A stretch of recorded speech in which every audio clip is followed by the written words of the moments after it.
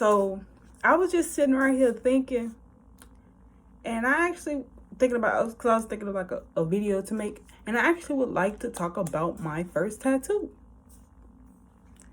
So it's a Fibonacci symbol with the moon phases. And right here it say, look beyond your obvious impulses. And this tattoo really, like, this is my first tattoo. Like, and it, like, ever since I had, like, me getting it was a spiritual within itself. But this tattoo it heightened my senses, I would say. Like, look beyond your obvious impulses is a lesson within itself. Like, don't be so quick to react. Look, pay attention and act accordingly. Detach from an outcome, just like the last video I made. Like, detach from an outcome and act accordingly. That's clear to me. I don't know if it's clear to you, but I feel like that's very clear.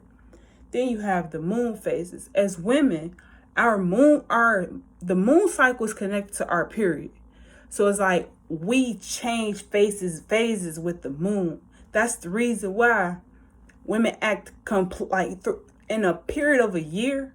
A woman can change her whole lifestyle. A woman can change entirely in a complete 13 moon cycle. And it's like, us as women, our periods are connected to the moon. Like, for instance, I've been tracking my period, and I've been in line with the new moon. And it was actually kind of cool to actually learn that. And because, like, how I found it out was, I tracked my period for 6 months. And then that's what I was doing already. But then it was just one of these days, I heard someone mention, I think I heard someone mention about moon phases and period, and I got this massive download, and I was just looking now, and I actually went on Google and I looked up moon phases. I looked up the calendar where it tells you the moon phase for each day, and I did the math. Like, I lined it up, and literally, like, I kid you not, if you're a woman and you watching this, I try it. Like, see how you line up with the moon phases, then you will see which point in your life you at. And it's like, whoa, because it's like, it shows you that we are literal spiritual beings having a human experience. There is no way possible a human can align themselves with the moon intentionally like that. No, there's no way possible I can align my period with the moon. I don't control my period. The spirit within my body controls that. So it's like, for me to recognize that and see that, it really puts spirituality into perspective for me, because it's like, we are literal spiritual beings having a human experience. And the moment we realize that, we can take our power back, like, for real. And that's what the Fibonacci symbol is about. It's about the spiral of life, the cycles that we bind ourselves to. Like, for instance, generational trauma. That is a cycle that we were bound to. That curse, it was something that we were bound to, because no one broke that cycle of healing until now. And it's like, we are circular beings. Like, this whole world is circular. It's a cycle. Like, even the rainbow is a circle. It's not a half of circle. It's a full circle. Like, if you go up close enough to a rainbow, you will see that it's a circle. It's not this big old thing with a pot of gold at the end of it. Whole time the pot of gold is in the center of it, because that's where you find your melanin. That's when you tap into your inner gold. Like, Do y'all not know that we are made of gold? Our body is we literally produce gold in our body. Like if you ever sit in the sun for a while, look at your skin and like literally look at your skin. Watch how it glistens. Look at how vibrant it is just from getting that vitamin D. I'm not talking about that. I'm not talking about the vitamin D that men have. I'm talking about the vitamin D that the sun have. Know yourself, know your wealth.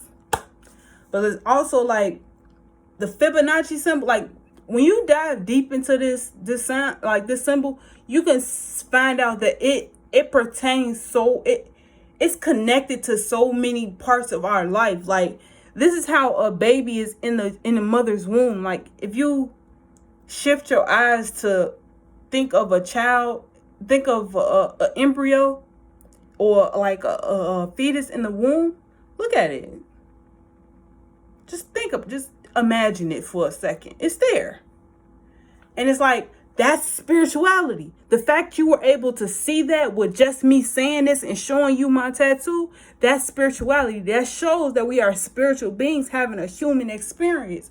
And that's what this tattoo really put into perspective, that it's more to life than what we see. It's more to life than what we've experienced. We can do so much, but we have to be willing to break that cycle and stop cycling in that trauma and start cycling in our blessings. Because like, even though we got generational trauma and curses from our ancestors, like we carried that for so long, we also carry those generational blessings and lessons.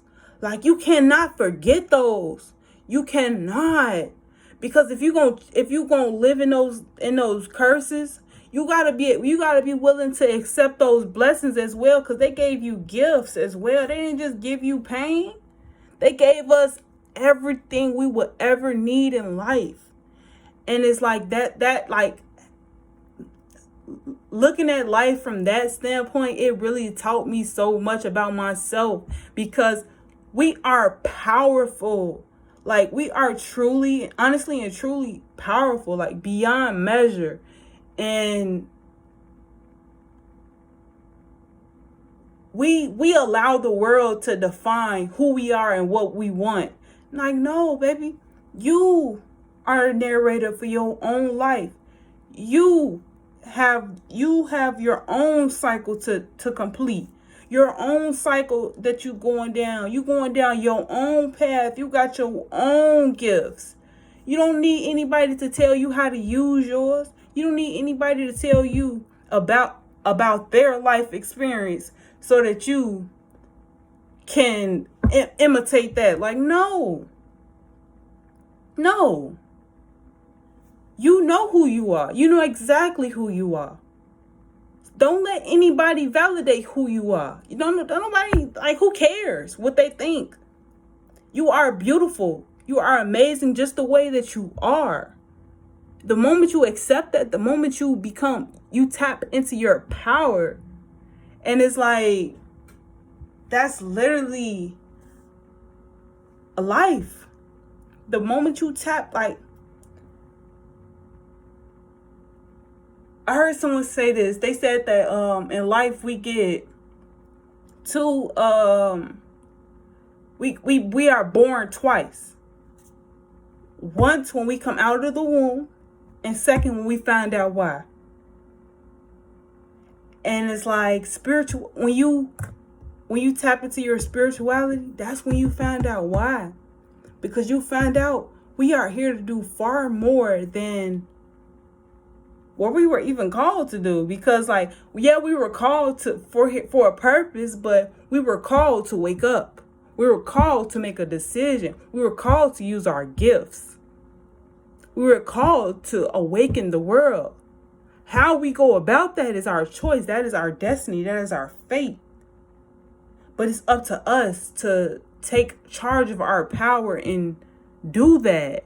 And it's like, look beyond your obvious impulses. Learn from your mistakes.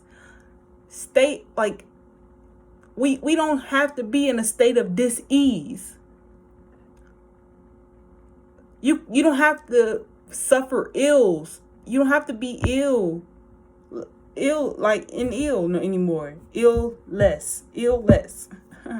But life is all about perspective. It's not about knowing the outcome. It's not about being the best. It's not about being the brightest. It's not about doing the most. It's not about doing the least. It's about doing what you were called here to do and doing your best. That's it. That's all. We don't have to take what other people say and do personally. We don't have to assume anything. We don't have to live in that energy of impulsive behavior. Like this society that we grew up in, that we were raised in, it is so fast paced. We don't have to live on that timeline. That is a dis-ease timeline. Because power is gentle. We do not have to be Dash or the Flash. We don't have to run like Bolt. We don't have to be these superhumans. All we have to be is a human being.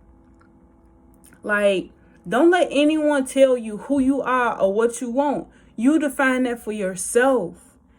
And it's also saying that, like, if you want to be Superman, meditate. If you want to be Batman, meditate. Who said you can't be them? Who said you can't fly like Spider-Man? Who said you can't swing like Spider-Man? Who said you can't shoot lasers out your eyes like Superman? Like, come on now. I ain't saying that it's possible. I'm not saying that it's not. All I'm saying is meditate. And you'll find out what you're really capable of. What is meditation? All you have to do is sit with yourself. Through the darkest moments, through the brightest moments. Just be still for a while and just listen to what goes on through your head. Like, you don't have to attach to every thought that comes through your head. Just sit there and be there. That's it. That's all. That's all spirituality is. Practicing your spirituality, that's all it is. And it's like going on to the topic of spirituality. A lot of people use the term spirituality as a practice. It is a practice. When you say spirituality is a practice, but actual spirit is your fire. Just like you have air, your mental, you have water, your heart, your emotion, you have earth, your body, your vessel. That's your physical. You have fire. That is your spark. That is the light that'll never go dark inside of you unless you let it. Unless you give your free will away to someone else, that's the only way your light will go dark. Only way. That is selling your soul. Free will is your choice to live the life that you want.